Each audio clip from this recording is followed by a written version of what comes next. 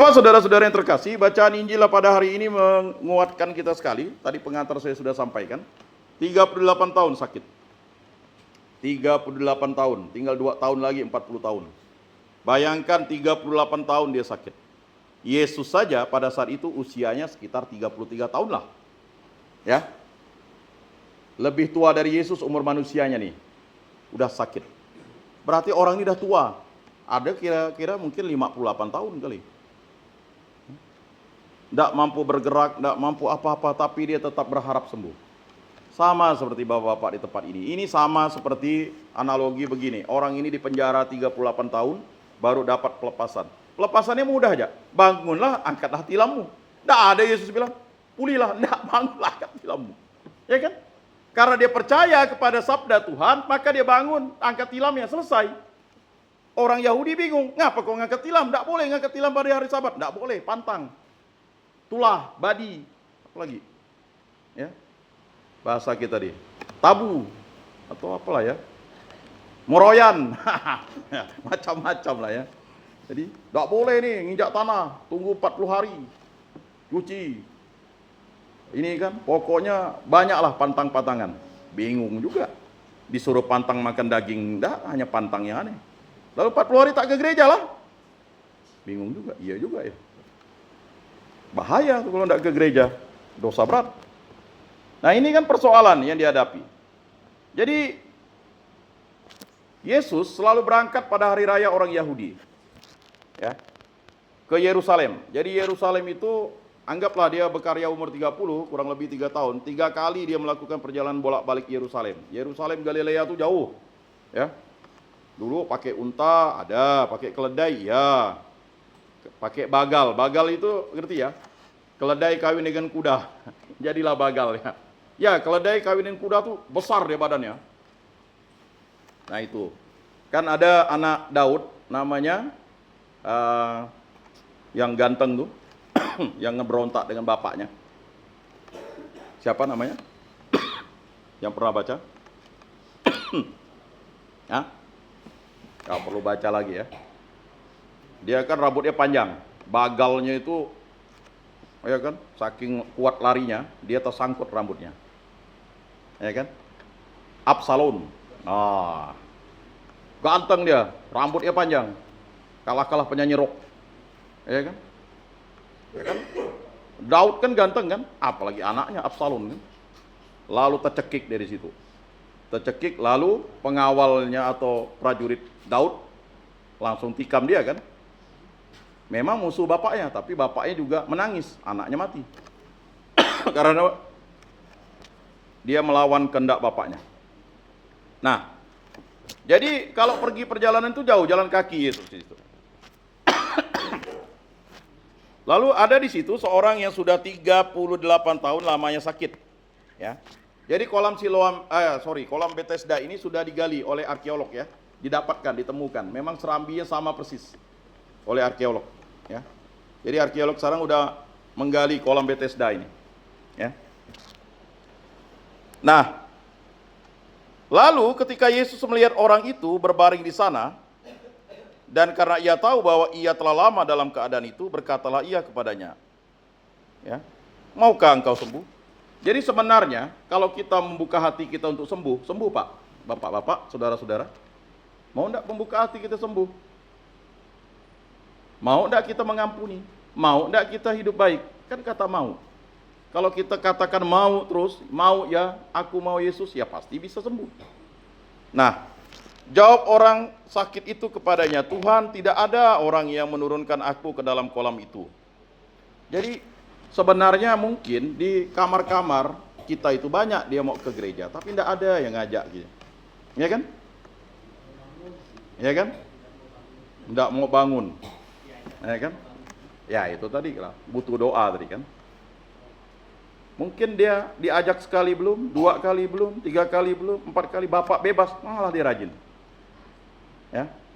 Jadi jangan pernah menyerah Bapak, saudara-saudara yang terkasih. Ya. Ada kesaksian waktu adik saya KKN, dia ini preman di Sanggoledo. Setelah dia diajak kegiatan Mudika, ada perubahan nyata. Mulai dia tidak lagi arogan, mabuk, ya. Mulai dia bertanya ke bapak saya gimana, ya. Adik saya udah balik KKN ke Malang, kan tidak mungkin menemani dia. Lama-lama akhirnya dia mau juga sekolah kembali, tinggal di tempat saya, ya kan. Awalnya dia hanya mau tamat SMA, lama-lama dia nanya, enak tak kuliah tuh bang? Enak, saya bilang, kan. Jadi yang namanya pertobatan itu tidak dengan instan, langsung, pelan-pelan. Setelah lama saya ketemu, enak tak kuliah tuh? Enak, mau nyambung nih bang, S1. Ah, S1. Tidak lama rupanya ada pembukaan di Bengkayang, jadi PNS dia, ya kan? Lalu dapat jodoh juga PNS, ya kan? Ada kesaksiannya itu yang begitu luar biasa. Saya nih bang, kalau naik motor King, tidak pernah tanda salib. Hari itu tanda salib pula. Hah? Lalu patah tangan saya. Emangnya tanda salib buat kau patah? Mungkin? Enggak, gara-gara mungkin waktu itu kau sudah mau mati. Seperti abang iparmu tuh, yang tikungan 100 km. Dia merenung, ya kan? Ini karena kamu tanda salib, Tuhan memberikan kesempatan nih. Makanya patah tangan. Coba enggak tanda salib, mati. Bagaimana sekarang jadi PNS? Nah, jadi seperti itu Bapak-bapak, saudara-saudara yang terkasih. Kesempatan sekarang ini gunakanlah. Ya. Kalau Bapak tidak di tempat ini mungkin lebih parah. Terkapar karena timah panas. Ya, jatuh dikejar massa, dibakar. Banyak pelaku kriminal tidak sempat bertobat. Bahkan ada yang sebenarnya bukan pelaku kriminal, hanya betulkan toa masjid. Lalu bilang maling kan, tidak bisa kan, dipukul. Ya. Jadi jangan pernah mengatakan tidak bersyukur. Rahmat pertobatan diberikan terus-menerus. Kitanya mau enggak? Tiba-tiba di tempat ini kita dulu di luar malas. Rupanya di sini ada kegiatan rohani. Ikutilah. Itulah kesempatan mungkin. 38 tahun jangankan ke gereja. Ya kan? Lewat gereja aja dikentuti. Depan gereja dikencingi, ya kan? Kalau orang Filipina yang Katolik, depan gereja tanda salib dia. Karena dia tahu di dalamnya ada tubuh dan darah Kristus. Filipina ya. Nah itu. Di kita, ya kan? Ya jarang-jarang. Nah mungkin itu penting. Makanya Bapak-bapak, saudara-saudara yang terkasih dalam Yesus Kristus, ya. Gambaran orang ini, ya. Kadang nanti orang itu tidak percaya kalau kita bertobat. Sama seperti di sini nih. Ketika dia bisa bangun, angkat tilammu, orang mempersalahkan dia. Lah, kau kan yang tidak sembuh-sembuh tuh, kok bisa sembuh? Siapa yang nyembuhkan? Tidak tahu katanya. Tiba-tiba sembuh. Lalu tiba-tiba dia masuk ke bait Allah, lihat Yesus. Lalu Yesus bilang jangan berbuat dosa lagi, titik. Yesus lah, dia ceritakan sana sini. Yang menyembuhkannya. Maka tersebarlah, ya, sehingga Yesus itu tidak leluasa masuk di dalam kota. Mengapa? Pertama bukan karena takut tadi, ya, tetapi pasti akan sibuk melayani orang yang sakit semua. Tapi sakitnya itu bukan karena apa? Sakit hati, sakit ini, sakit itu, ya. Ujung-ujungnya pewartaan Yesus itu untuk tentang kerajaan Allah itu terhambat. Terhambat oleh apa? Oleh orang-orang yang tidak menginginkan Yesus. Sama kita di tempat ini, di kamar kita. Ada juga orang yang tidak suka kita bertobat. Ngapainlah kita bertobat, ya kan? Ya kan? Makai tak makai pun mati. Itu tadi, ya kan? Kalau enggak ngerasa, kalau enggak berdosa, ya kan, enggak ngerasa katanya kan. Enggak tahu lah moto-moto di tempat bapak-bapak kan. Jadi ada nabi-nabi palsu tuh yang akan merayapi kan. Janganlah. Nonsen ya katanya kan. Masih gak kita yang harus cari makan, keluar cari makan ya kan. Di sini dikasih makan, ya kan? Jadi di lapas tuh ada 2 minggu mau keluar, lalu bawa pil ekstasi 1000 butir. Jadi 20 tahun. Padahal 2 minggu udah mau bebas, enggak tahu karena mungkin makan gratis kali ya. Jadi pengalaman-pengalaman saudara-saudara yang ada di tempat ini jangan kita ikuti, kita dengarkan, kita berubah untuk pulih dan sembuh. Jadi menurut ya kesimpulan dari saudara yang dulu pengurus gereja di sini di lapas, enggak ada Pak ke kanannya tuh. Berarti udah hilang harapan. Selalu ke kiri Pak kami Pak. Ke kiri terus. Berat juga ya. Berarti memang berat di tempat ini. Harapannya tinggal bersama Yesus. Maka marilah untuk tidak berbuat dosa lagi, Bapak-bapak, saudara-saudara yang terkasih, ya. Rubahlah dengan minta kehendak Kristus. Perubahan itu pasti. Ya. Tetapi saya yakin dan percaya bahwa Bapak yang hadir di sini akan menjadi terang dan garam. Kalau tidak mau merubah diri, kesempatan tidak datang 2 kali. Hidup ini, ya kan, harusnya jadi berkat, bukan jadi laknat. Semoga bermakna dan bermanfaat dalam hidup kita. Mari kita bangkit berdiri mengakui iman kepercayaan kita. Aku percaya akan Allah, Bapa yang Maha Kuasa, pencipta langit dan bumi, dan akan Yesus Kristus, putranya yang tunggal Tuhan kita, yang dikandung dari Roh Kudus, dilahirkan oleh perawan Maria, yang menderita sengsara dalam pemerintahan Pontius Pilatus, disalibkan, wafat dan dimakamkan, yang turun ke tempat penantian, pada hari ketiga bangkit dari antara orang mati, yang naik ke surga, duduk di sebelah kanan Allah Bapa yang Maha Kuasa. Dari situ ia akan datang mengadili orang hidup dan mati. Aku percayakan Roh Kudus, Gereja Katolik yang kudus, persekutuan para kudus, pengampunan dosa, kebangkitan badan, kehidupan kekal. Amin. Doa umat.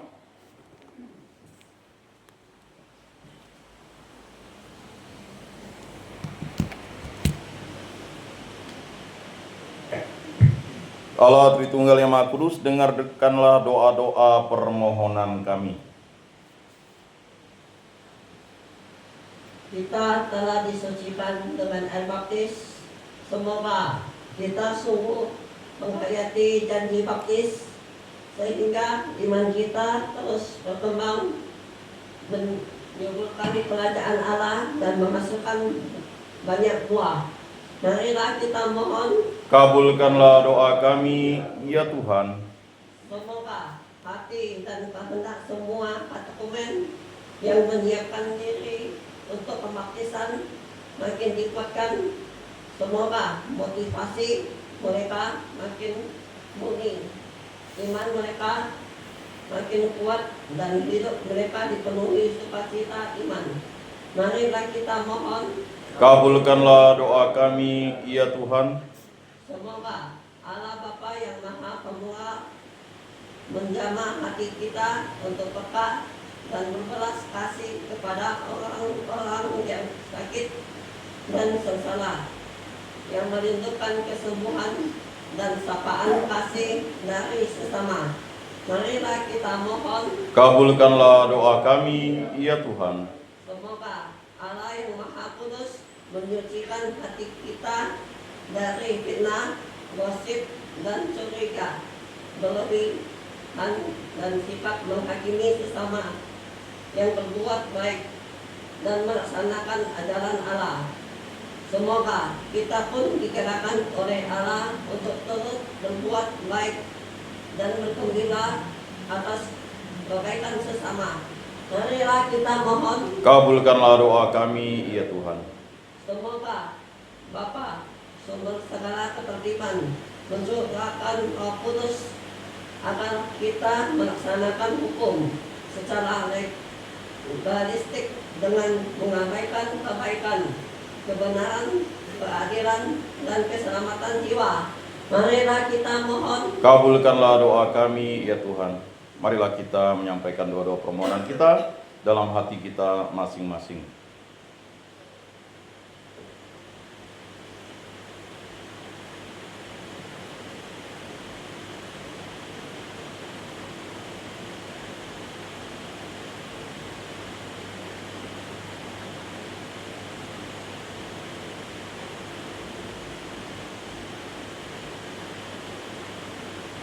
Marilah kita mohon, kabulkanlah doa kami, ya Tuhan. Allah Tritunggal yang Maha Kudus, demikianlah doa permohonan ini kami sampaikan dengan perantaraan Tuhan kami Yesus Kristus yang hidup dan beraja dan sepanjang segala masa. Amin. Marilah kita bersyukur dengan menyampaikan lagu persembahan dan kolekte kita.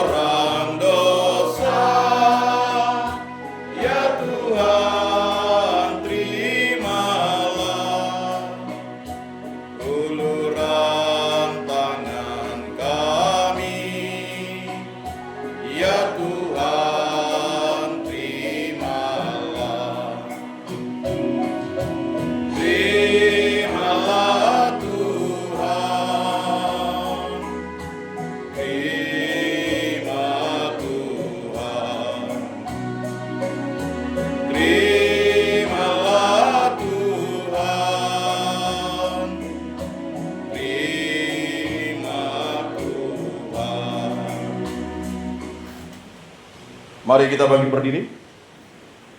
Mari kita satukan semua doa dan permohonan kita dengan doa yang diajarkan oleh Tuhan Yesus Kristus. Bapa kami yang ada di surga, dimuliakanlah namamu. Datanglah kerajaanmu, jadilah kehendak-mu di atas bumi seperti di dalam surga. Berilah kami rezeki pada hari ini, dan ampunilah kesalahan kami, seperti kami pun mengampuni yang bersalah kepada kami. Dan janganlah masukkan kami ke dalam pencobaan, tetapi bebaskanlah kami dari yang jahat. Amin. Mari kita memberikan salam damai. Salam damai, salam damai, salam, salam damai Kristus bersertamu. Salam, salam. Mari kita membuka Mada Bakti 155-156, doa jiwa Kristus dan doa Tuhan jadikanlah aku pembawa damai. Mada Bakti 155-156. Mari kita daraskan bersama. Jiwa Kristus, kuduskanlah kami. Tubuh Kristus, selamatkanlah kami. Darah Kristus, sucikanlah kami. Air lambung Kristus, basuhlah kami. Sengsara Kristus, kuatkanlah kami. Yesus yang murah hati, luluskanlah doa kami. Dalam luka-lukamu, sembunyikanlah kami. Jangan kami dipisahkan daripadamu Tuhan. Terhadap seteru yang curang, lindungilah kami. Di waktu ajal, terimalah kami. Supaya bersama para kudus, kami memuji Engkau untuk selama-lamanya. Amin. Tuhan, jadikanlah aku pembawa damai. Bila terjadi kebencian, jadikanlah aku pembawa cinta kasih. Bila terjadi penghinaan, jadikanlah aku pembawa pengampunan. Bila terjadi perselisihan, jadikanlah aku pembawa kebenaran. Bila terjadi kebimbangan, jadikanlah aku pembawa kepastian. Bila terjadi kesesatan, jadikanlah aku pembawa kebenaran. Bila terjadi kecemasan, jadikanlah aku pembawa harapan. Bila terjadi kesedihan, jadikanlah aku sumber kegembiraan. Bila terjadi kegelapan, jadikanlah aku pembawa terang. Tuhan, semoga aku lebih ingin menghibur daripada dihibur, memahami daripada dipahami, mencintai daripada dicintai. Sebab dengan memberi kami menerima, dengan mengampuni kami diampuni, dengan mati suci kami bangkit lagi untuk hidup selama-lamanya. Amin. Marilah kita duduk untuk mendengarkan pengumuman dari pengurus gereja.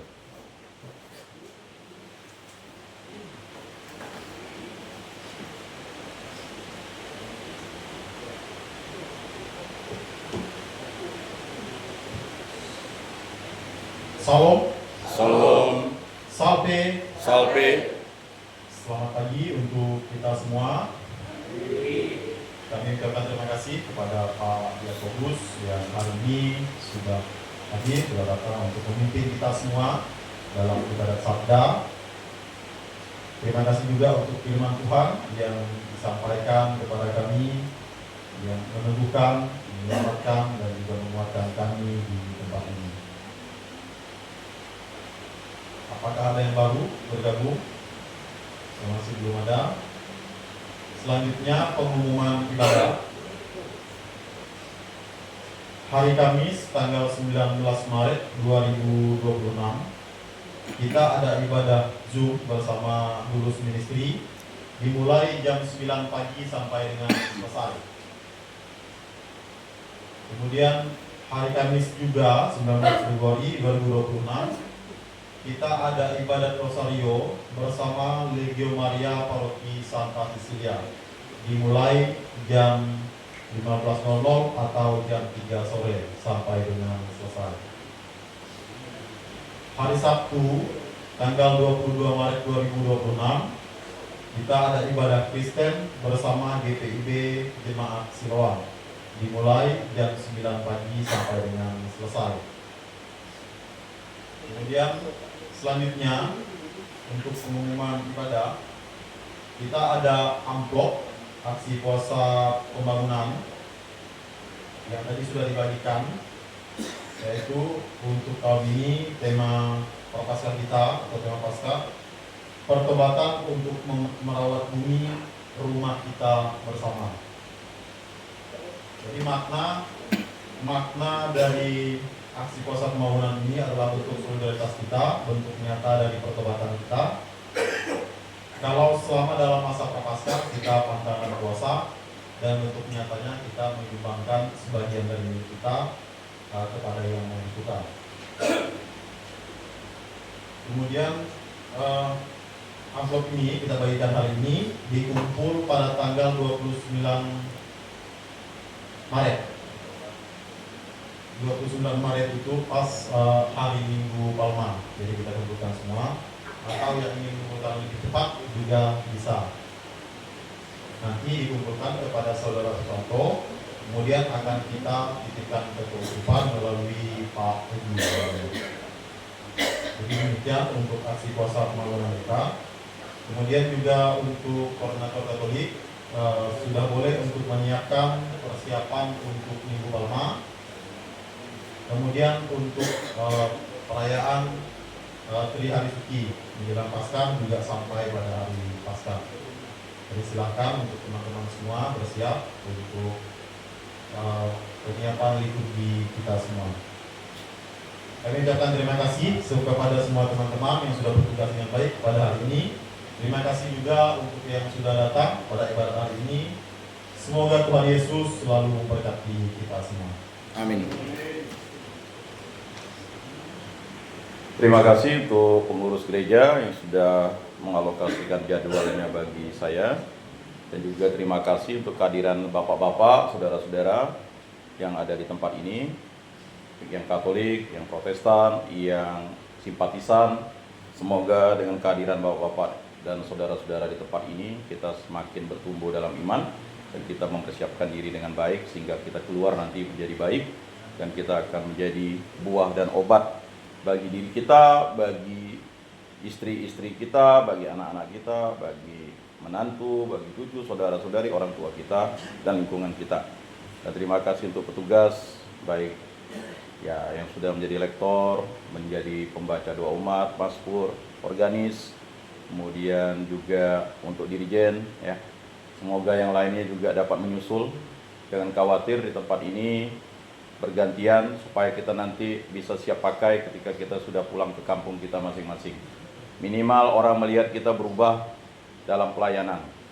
Kalau baik itu kan proses, tetapi kalau pelayanan sudah mau melayani di masing-masing gereja, yang tadi saya katakan kondisi di daerah kita itu, ya, gereja banyak ditutup bukan karena orang tidak mau ke gereja, tetapi karena kita sudah, ya, hanya mengejar materi, ya. Panen di hari Minggu, pesta pora, mabuk-mabuk, main bertepo, berjudi di hari Minggu. Jadi tidak ada kesempatan ke gereja lagi.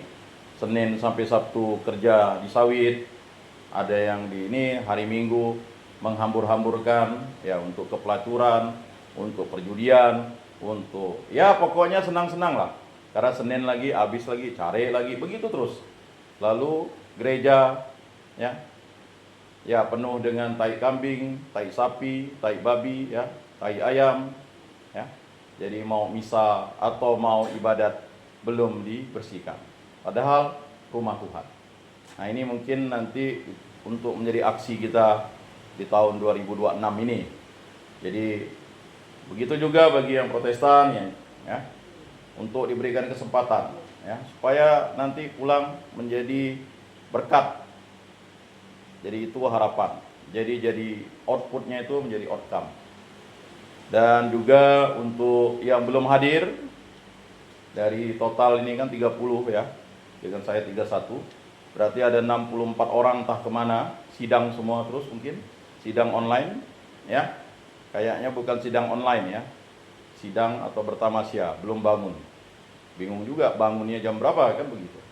Nah, mungkin perlu juga disampaikan kepada kawan-kawan kita, minimal pura-pura lah bertobat kan begitu. Pura-pura baik jadi baik kan begitu. Ya kan? Kalau udah pura-pura malas jadi malas kan begitu. Jadi kata pembina kami dulu, pura-pura berdoa pasti berdoa. Pura-pura baca kitab suci pasti baca kitab suci. Pura-pura itu akan dihapus oleh Tuhan. Ya kan? Topeng-topeng kita akan dibuka. Jadi sekali lagi terima kasih, semangat Bapak-bapak di tempat ini ya, bagi yang akan keluar ya, mungkin dapat remisi dan sebagainya, puji Tuhan ya. Setelah pasca mungkin ada remisi ya, saya kurang tahu, semoga ya dengan kelakuan kita di tempat ini ya, pergunakanlah hal-hal yang sebenarnya dilarang tapi bisa dimanfaatkan dengan baik ya. Jadi jangan digunakan untuk tindakan-tindakan yang ini ya. Kita diberikan sarana komunikasi itu tujuannya supaya kita bisa berkomunikasi dengan orang yang kita kasihi, sayangi, orang tua kita. Jadi janganlah ditambah untuk hal-hal yang negatif ya. Saya tidak tahu di rutan ini apakah dihancurkan dari ini. Kalau di lapas sana itu dipukul, dihancurkan, dimasukkan ke dalam air. Nah, karena memang itu dilarang. Tapi penggunaannya mohon ya dipakai untuk benar-benar ya, kita kebutuhan kita komunikasi dengan orang yang kita sayangi. Nah ini, jadi supaya kita mudah berkomunikasi kan, jauh di mata tapi dekat di hati kan. Kalau handphone kan jauh di mata dekat di hati kan, jauh, hanya bisa melihat di situ saja. Baik, mari kita makin berdiri, kita tutup dengan doa penutup. Marilah berdoa. Allah Tritunggal yang Maha Kudus, kami bersyukur di hadirat-Mu kami memberikan kesempatan diri kami untuk Engkau bentuk pada hari ini. Semoga firman dan sabda-Mu menguatkan kami dan membuat kami menjadi tangguh, dan akhirnya kami menjadi disiplin dalam iman untuk tetap setia, mencintai Dikau dan sesama. Dan kami berakar dalam diri kami agar kami selalu setia kepada Yesus Kristus. Berkatilah kami, berkatilah para istri kami, para saudara-saudari kami, para anak-anak kami, para menantu kami, para orang tua kami, dan juga kerabat dan detolan lingkungan kami, dan bahkan musuh kami, agar kami selalu hidup rukun, damai, dan sejahtera. Dan pada masa prapaskah ini kami menjadi berkat dalam pertobatan kami. Bimbinglah kami, tuntunlah kami untuk menjadi terang dan garam, dan kuatkanlah diri kami agar kami mampu mengajak teman-teman kami yang belum hadir pada kesempatan ini untuk hadir pada kesempatan kegiatan rohani yang lainnya. Semua orang yang kami serahkan dengan peraturan Tuhan kami Yesus Kristus yang hidup dan meraja kini dan sepanjang segala masa. Amin. Tuhan beserta kita sekarang dan selama-lamanya. Semoga Allah memberkati, membimbing, melindungi kita dalam nama Bapa dan Putra dan Roh Kudus. Amin. Bapak-bapak, saudara-saudara yang terkasih, ibadat rutin kita sudah selesai. Marilah kita menjadi saksi Kristus. Syukur kepada Allah.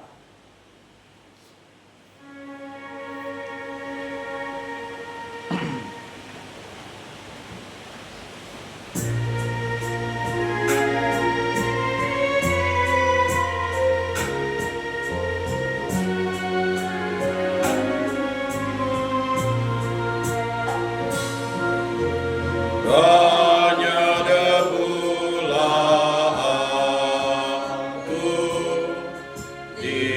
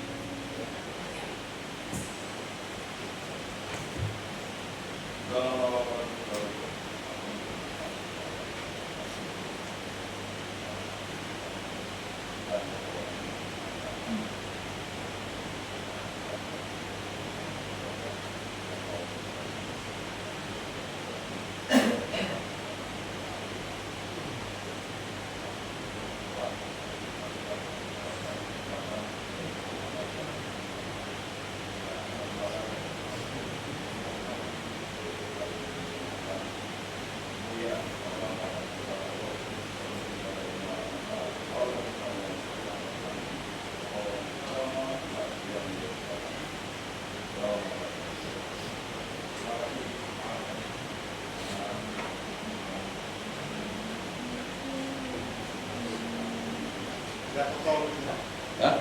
Oh ya.